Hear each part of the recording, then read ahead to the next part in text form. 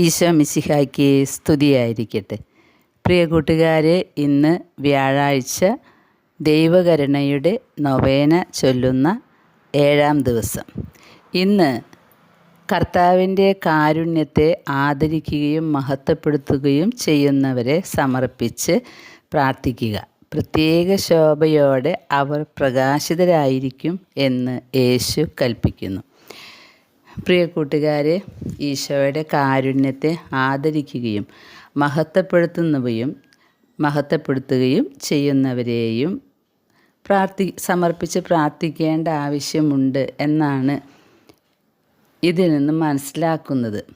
കാരണം അങ്ങനെയുള്ളവർക്ക് കുറേയേറെ പരീക്ഷണങ്ങളുണ്ടാകും. അപ്പോൾ അവർക്ക് വേണ്ടി നമ്മൾ വളരെ ശക്തമായി പ്രാർത്ഥിക്കണം.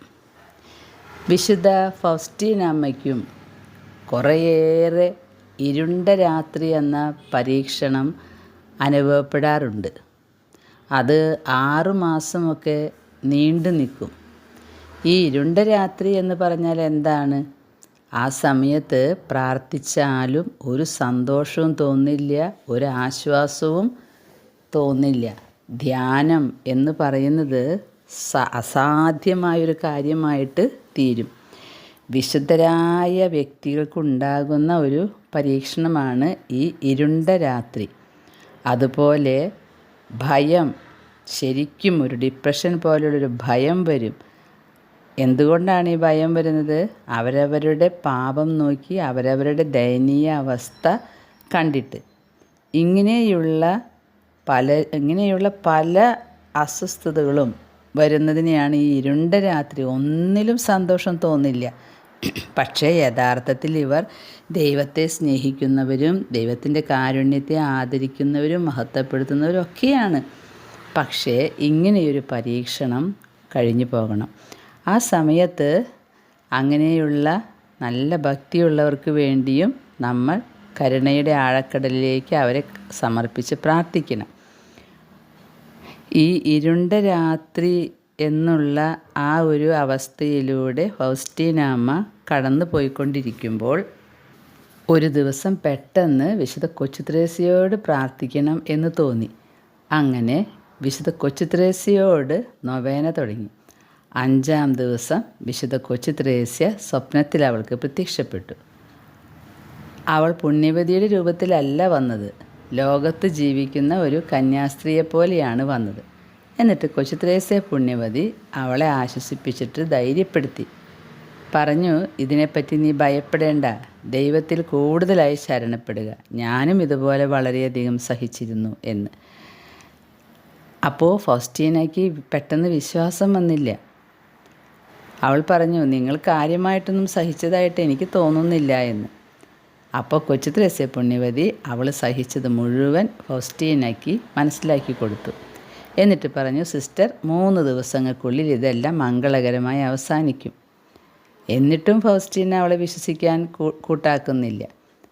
അപ്പോൾ കൊച്ചുത്രേസ്യ അവൾ ആരാണ് എന്ന് വെളിപ്പെടുത്തി. ആ നിമിഷം വലിയ ആനന്ദം ഫൗസ്റ്റീനയുടെ ആത്മാവിൽ നിറഞ്ഞു എന്നാണ് പറയുന്നത്. ഉടനടി ഫൗസ്റ്റീന അവളോട് ചോദിച്ചു, അങ്ങൊരു പുണ്യവതിയല്ലേ എന്ന്. അതെ എന്ന് മറുപടി പറഞ്ഞു. അപ്പോൾ ഫൗസ്റ്റീന ചോദിച്ചു, നമ്മുടെ പോലെയുള്ള ജിജ്ഞാസ തന്നെ. പ്രിയപ്പെട്ട കൊച്ചുത്രേസ്യ പുണ്യവതി, എന്നോട് പറയൂ, ഞാൻ സ്വർഗത്തിൽ പോകുമോ എന്ന്. കൊച്ചുത്രേസ്യ പുണ്യവതി പറഞ്ഞു, നീ സ്വർഗത്തിൽ പോകും. ഞാനൊരു പുണ്യവതിയാകുമോ? തീർച്ചയായും നീ ഒരു പുണ്യവതിയാകും. അപ്പോൾ ഫൗസ്റ്റീന ചോദിക്കുകയാണ്, കൊച്ചുത്രേസ്യ, അങ്ങയെപ്പോലെ അൾത്താരയിൽ വണങ്ങപ്പെടുന്ന ഒരു പുണ്യവതിയാകുമോ ഞാൻ? കൊച്ചുത്രേസ്യ പറഞ്ഞു, തീർച്ചയായും എന്നെപ്പോലെ തന്നെ നീയും ഒരു പുണ്യവതിയാകും. എന്നാൽ കർത്താവായ ഈശോയിൽ നീ ശരണപ്പെടുന്നു. അങ്ങനെ ആ ദർശനം കിട്ടിയപ്പോൾ കുറച്ച് ബുദ്ധിമുട്ടുകളൊക്കെ നീങ്ങിപ്പോയി. ഇത് വല്ലാത്ത അവസ്ഥയാണ് കേട്ടോ, ഈ ഇരുണ്ട രാത്രി എന്ന് പറയുന്നത്. വിശുദ്ധരായ ആത്മാക്കൾക്കുണ്ടാകുന്ന പരീക്ഷണങ്ങളാണ്. അതുപോലെ ദൈവത്തെ ആദരിക്കുകയും ദൈവത്തെ മഹത്വപ്പെടുത്തുകയും ചെയ്യുന്നവർക്കും വലിയ പരീക്ഷണങ്ങളുണ്ടാകും. അതുകൊണ്ട് അങ്ങനെയുള്ള ആളുകൾക്ക് വേണ്ടി നമ്മൾ പ്രാർത്ഥിക്കണം. ഇന്ന് നമുക്ക് 7-ാം ദിവസത്തെ പ്രാർത്ഥന ചൊല്ലാം. ഇന്ന് എൻ്റെ കാരുണ്യത്തെ ആദരിക്കുകയും മഹത്വപ്പെടുത്തുകയും ചെയ്യുന്ന ആത്മാക്കളെ എൻ്റെ പക്കൽ കൊണ്ടുവന്ന് എൻ്റെ കരുണയിൽ മുക്കിയെടുക്കുക. എൻ്റെ സഹനത്തിൽ ഏറ്റവും അധികം വേദനിക്കുകയും എൻ്റെ ചൈതന്യം ആഴമായി ഗ്രഹിച്ചിട്ടുള്ളവരുമാണ് ഈ ആത്മാക്കൾ. എത്രയും ദയുള്ള എൻ്റെ ഹൃദയത്തിൻ്റെ ജീവിക്കുന്ന പ്രതിരൂപങ്ങളാണിവർ.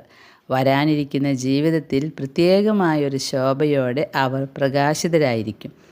അവരിൽ ഒരാൾ പോലും നിത്യനരകാഗ്നിയിൽ വീഴുകയില്ല. മരണസമയത്ത് വളരെ പ്രത്യേകമായ രീതിയിൽ അവരെ ഓരോരുത്തരെയും ഞാൻ സംരക്ഷിച്ചുകൊള്ളും. എത്രയും ദയുള്ള ദിവ്യനാഥ, അവിടുത്തെ ഹൃദയം സ്നേഹം തന്നെയാണല്ലോ. അവിടുത്തെ കരുണയുടെ ശക്തി ആദരിക്കുകയും പുകഴ്ത്തുകയും ചെയ്യുന്ന ആത്മാക്കളെ അങ്ങയുടെ ആർദ്രമായ ഹൃദയത്തിൽ സ്വീകരിച്ചാലും ദൈവത്തിൻ്റെ തന്നെ ശക്തിയാൽ ശക്തരാക്കപ്പെട്ടവരാണ് ഈ ആത്മാക്കൾ. ദുഃഖങ്ങളുടെ നടുവിലും അവിടുത്തെ കാരുണ്യത്തിൽ വിശ്വാസമർപ്പിച്ചുകൊണ്ട് ഈ ആത്മാക്കൾ മുന്നോട്ട് പോകുന്നു. ക്രിസ്തുവിനോട് ഐക്യപ്പെട്ടുകൊണ്ട് ഈ ആത്മാക്കൾ മാനവവംശത്തെ മുഴുവൻ അവരുടെ തോളുകളിൽ വഹിക്കുന്നു. ഈ ആത്മാക്കൾ കഠിനമായി വിധിക്കപ്പെടുകയില്ല. ഈ ലോകത്തിൽ നിന്നും വേർപിരിയുമ്പോൾ അവിടുത്തെ കരുണ അവരെ ആശ്ലേഷിക്കും. നിത്യപിതാവെ, അവിടുത്തെ ഏറ്റവും സവിശേഷമായ അനന്തകാരുണ്യത്തെ ആദരിക്കുകയും പാടിപ്പുകഴ്ത്തുകയും യേശുവിൻ്റെ എത്രയും ആർദ്രമായ തിരുഹൃദയത്താൽ ആവരണം ചെയ്യപ്പെടുകയും ചെയ്തിരിക്കുന്ന ഈ ആത്മാക്കളുടെ മേൽ അങ്ങയുടെ ദയാദൃഷ്ടി പതിക്കണമേ. ഈ ആത്മാക്കൾ ജീവിക്കുന്ന സുവിശേഷങ്ങളാണ്. അവരുടെ ഹൃദയങ്ങൾ കാരുണ്യപ്രവൃത്തികളാൽ നിറഞ്ഞിരിക്കുന്നു. അവരുടെ ഹൃദയങ്ങൾ സന്തോഷത്താൽ കരകവിഞ്ഞൊഴുകുന്നു. അത്യുന്നതനായ അവിടുത്തെ കാരുണ്യത്തിൻ്റെ സംഗീതം ആലപിക്കുന്നു. അങ്ങയിൽ അവർ അർപ്പിച്ചിരിക്കുന്ന പ്രത്യാശയ്ക്കും ശരണത്തിനും അനുസൃതമായി അവരോട് അവിടുത്തെ കാരുണ്യം കാണിക്കണമേ എന്ന് ദൈവമേ അങ്ങയോട് ഞാൻ യാചിക്കുന്നു. അവിടുത്തെ അനന്തമായ കാരുണ്യത്തെ വാഴ്ത്തി പുകഴ്ത്തുന്നവരെ അവരുടെ ജീവിതകാലത്തും പ്രത്യേകിച്ച് മരണസമയത്ത് സംരക്ഷിക്കുമെന്നുള്ള യേശുവിൻ്റെ വാഗ്ദാനം അവരിൽ നിറവേറട്ടെ. ആമേൻ. സ്വർഗസ്ഥനായ ഞങ്ങളുടെ പിതാവേ, അങ്ങയുടെ നാമം പൂജിതമാകണമേ. അങ്ങയുടെ രാജ്യം വരണമേ. അങ്ങയുടെ തിരുമനസ്സ് സ്വർഗത്തിലെ പോലെ ഭൂമിയിലുമാകണമേ. അന്നന്ന് വേണ്ട ആഹാരം ഇന്ന് ഞങ്ങൾക്ക് നൽകണമേ. ഞങ്ങളോട് തെറ്റ് ചെയ്യുന്നവരോട് ഞങ്ങൾ ക്ഷമിച്ചതുപോലെ ഞങ്ങളുടെ തെറ്റുകൾ ഞങ്ങളോടും ക്ഷമിക്കണമേ. ഞങ്ങൾ പ്രലോഭനത്തിൽ വീഴാനിടയാകരുതേ. ദുഷ്ടാരൂപിയിൽ ഞങ്ങളെ രക്ഷിച്ചു കൊള്ളണമേ. ആമേൻ. നന്മ നിറഞ്ഞ മറിയമേ സ്വസ്തി, കർത്താവ് അങ്ങയോടുകൂടെ സ്ത്രീകളിൽ അങ്ങ് അനുഗ്രഹിക്കപ്പെട്ടവളാകുന്നു. അങ്ങയുടെ ഉദരത്തിൻ ഫലമായ ഈശോ അനുഗ്രഹിക്കപ്പെട്ടവനാകുന്നു.